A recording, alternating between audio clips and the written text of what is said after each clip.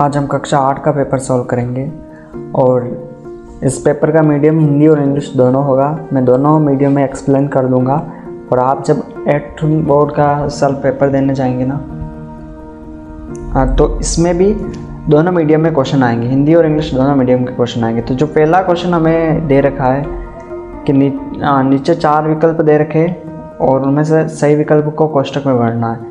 4 option हमें देंगे और उनमें से जो राइट ऑप्शन है उसको हमें ब्रैकेट में फिल करना है। तो पहला क्वेश्चन दे रखा है कि कौन सी परिमेय संख्या योज्य तत्समक है।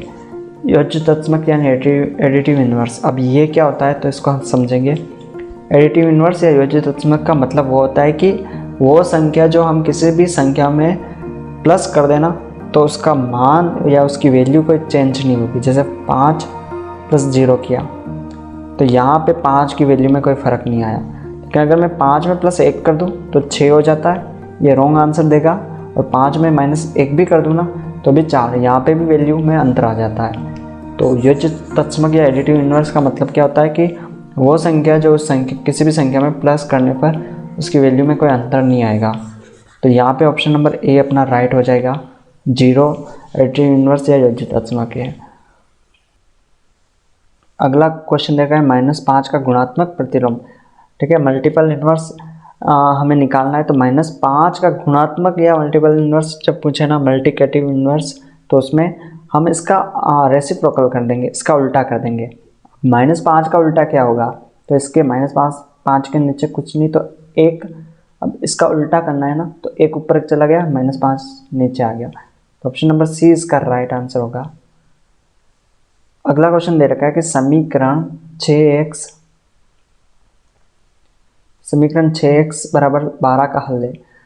इस इक्वेशन का सॉल्यूशन क्या होगा। 6x = 12 दे रखा है, तो यहाँ पे हम x को अकेला करेंगे 12 और 6 इंटू में ना तो डिवाइड में आ जाएगा, बटा में, और 6 का भाग 12 में दिया तो यहाँ में 2 मिलेंगे।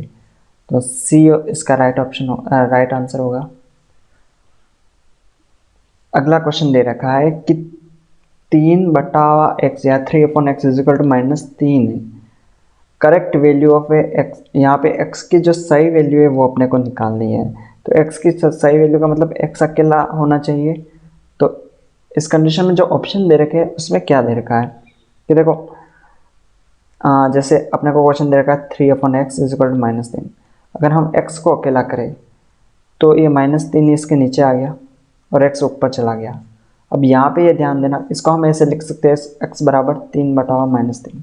आगे ये सॉल्व होगा, -3 का 3 में अगर डिवाइड दे दे तो अपना जो आंसर आता है वो -1, लेकिन ऑप्शन में कहीं भी -1 लिखा हुआ नहीं है। तो इससे ऊपर वाले स्टेप ऑप्शन में है या नहीं, तो ये वाले बी वाले जो स्टेप है ना ये ऑप्शन में है, तो इसका राइट आंसर होगा ऑप्शन बी, x = 3/-3। आगे जो क्वेश्चन दे रखा है 9 का वर्ग या स्क्वायर क्या है। तो 9 का स्क्वायर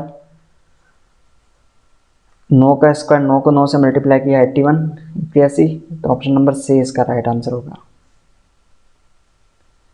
अगला क्वेश्चन दे रखा है किसी कक्षा के 40 विद्यार्थियों में से 60% प्रथम श्रेणी से उत्तीर्ण हुए, तो प्रथम श्रेणी की विद्यार्थियों की संख्या क्या है। देखो एक क्लास में 60% स्टूडेंट जो पास हुए थे वो फर्स्ट डिवीजन से हुए,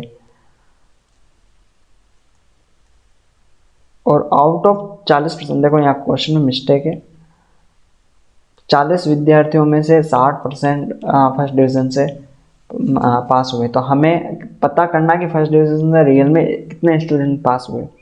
तो टोटल स्टूडेंट थे 40, अब इसमें से 60% फर्स्ट डिवीज़न हुए, तो 40 का या ऑफ वर्ड का यूज़ करके हम इस क्वेश्चन को करेंगे। और का या ऑफ का मतलब होता है इनटू।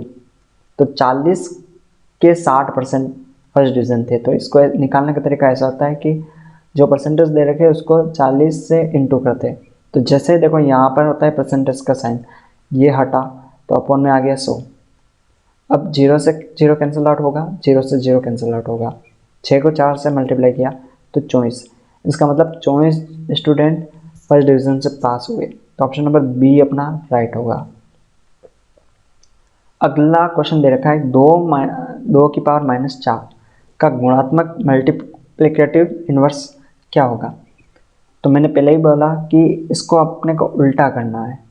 तो 2⁻⁻4, इसके नीचे कुछ नहीं तो 1। अब जब इसको उल्टा किया हमने तो अपने पास आ गया 2, 1/2⁻4।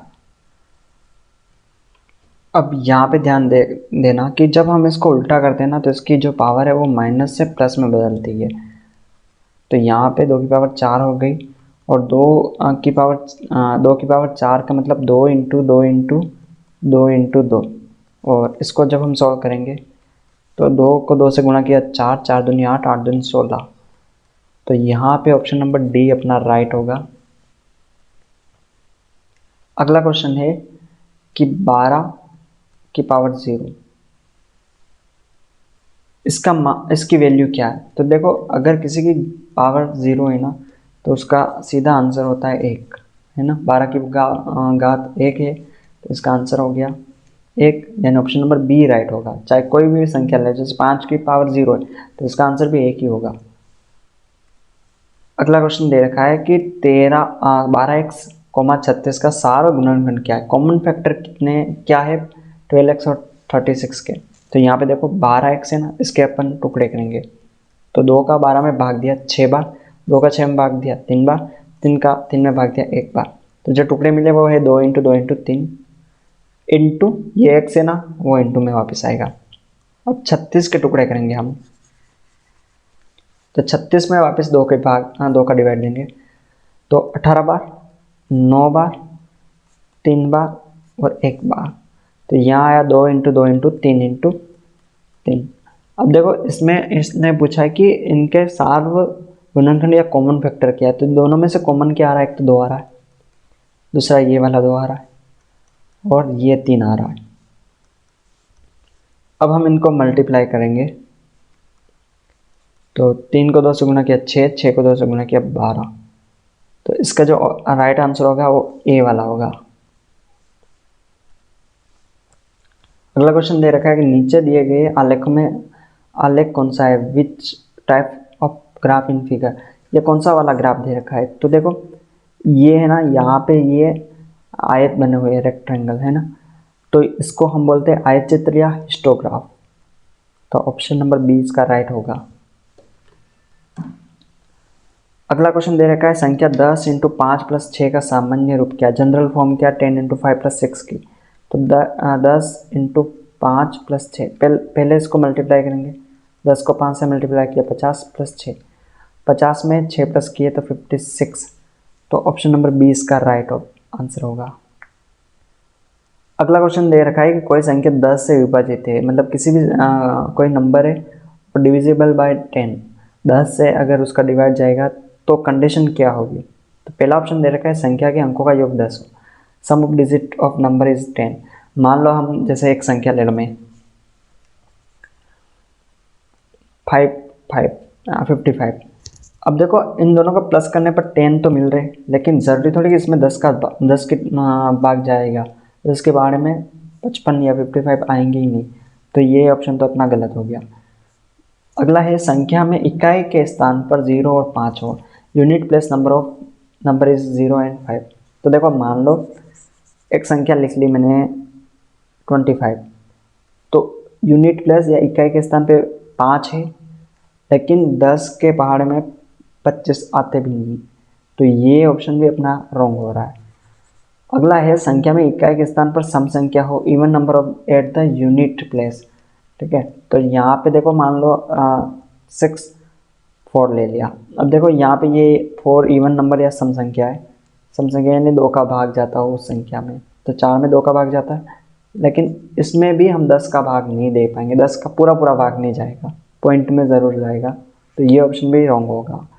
लेकिन लास्ट वाला ऑप्शन दे रखा है संख्या में इकाई का अंक 0 हो, यूनिट प्लेस पे 0 हो। तो कोई भी संख्या ले लो जिसके लास्ट में 0 आ रहा है ना, सीधा 10 का डिवाइड चला जाता है। जैसे 80 लिया, 0 से 0 कैंसिल आउट हो गया, 1 का भाग 8 में दिया, 8 चला गया। कोई भी संख्या ले लो, है ना, कितनी भी बड़ी, लास्ट में 0 आना चाहिए, तो उस संख्या में पूरा डिवाइड चला जाएगा। जैसे इसमें 0 0 कैंसिल आउट हो गया, 1 का इसमें डिवाइड दिया तो 9 2 3 4। तो ऑप्शन नंबर डी इसका राइट आंसर होगा।